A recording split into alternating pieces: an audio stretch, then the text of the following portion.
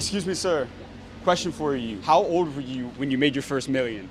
Million or billion? You made $1 billion? Well, I sold my company for 800 million. For how much? 800 million. You sold a company for 800 million? I did. And I go all over the world interviewing the most successful entrepreneurs on how they made it for the younger generation. Could we get 1 minute with you for our channel real quick? Sure. What type of company did you sell? Payments, Braintree, Venmo. Have you ever paid somebody with Venmo? Like Venmo, the app? You sold Venmo? Yes. Or actually, could we ask you a couple quick questions? Sure. How long have you been a business owner? When I was 21, I determined that I was going to try to make a difference in the world, doing something interesting for the human race, and I thought entrepreneurship was the path. I didn't know what to do, so I thought making a bunch of money would be a good solution, and then when I made the money, I would figure out what to do in my life. How old are you now? 47. Over these 47 years, if you can think about one piece of advice that you've received that maybe helped you in business or even outside of business, what's the best advice you ever got throughout your career? It would be the advice I would give to myself. The advice I never received. Make health your #1 life priority. And there was always a story in entrepreneurship where you grind as hard as you can. You'll hear stories of the person who slept under their desk or coded for 2 nights in a row. It's like amazing, they're epic. But you never hear the story like the person's well rested and has really great biomarkers and a clear head. And so I wish I would have received the advice, make health your #1 life priority, because if you do, you'll be a better entrepreneur. And I really missed that. I traded health for wealth, and it hurt my ability to create wealth. And there's that saying that I love, that a rich man wants 1,000 things, but a sick man only wants one thing, and that's their health. Let me ask you this. What is your most controversial opinion about health that a lot of people may disagree with you on? Something that is normalized in society. What's your most controversial opinion about health in today's world? That we are the first generation that won't die.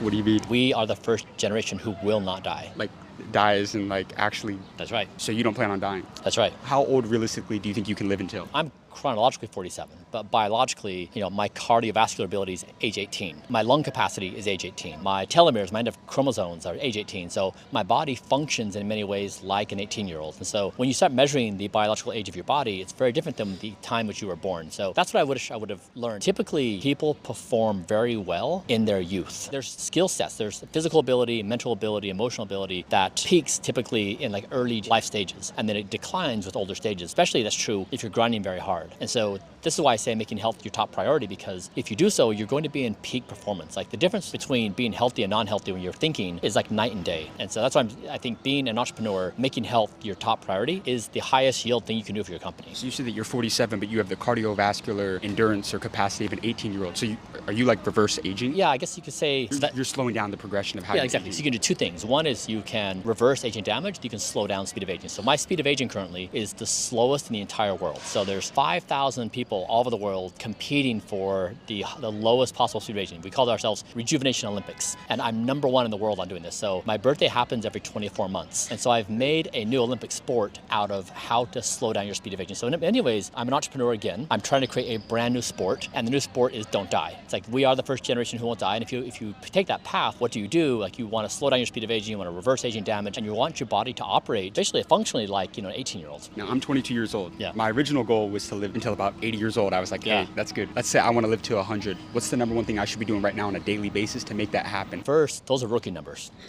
100?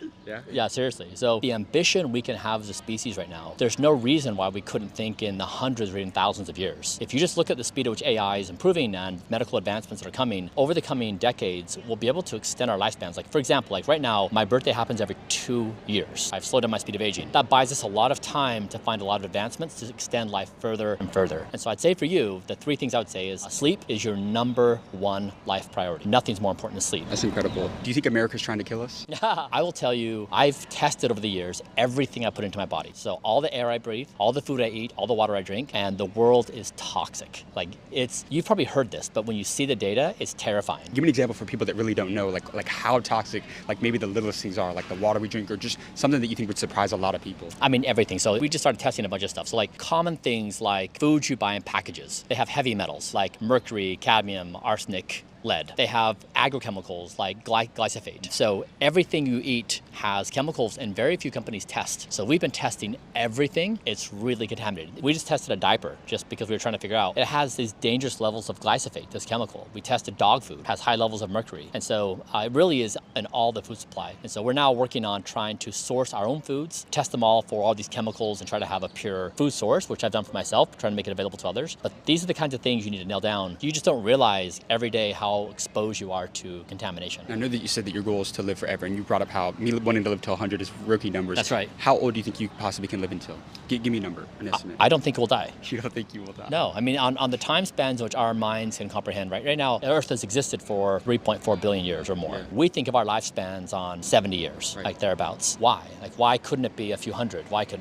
Biology already has a few immortal species. So we know biology can achieve immortality. We just have to take from one species over to our species. So it can be done. It's not like we're talking about trying to exceed the speed of light, Right. where it's like a major physics problem. So it can be done. That's why I'm saying that there's no reason why we should have some kind of tempered expectations or ambitions. Right. You got amazing advice. Thank you so much for your time. Thanks. I appreciate that. Yeah.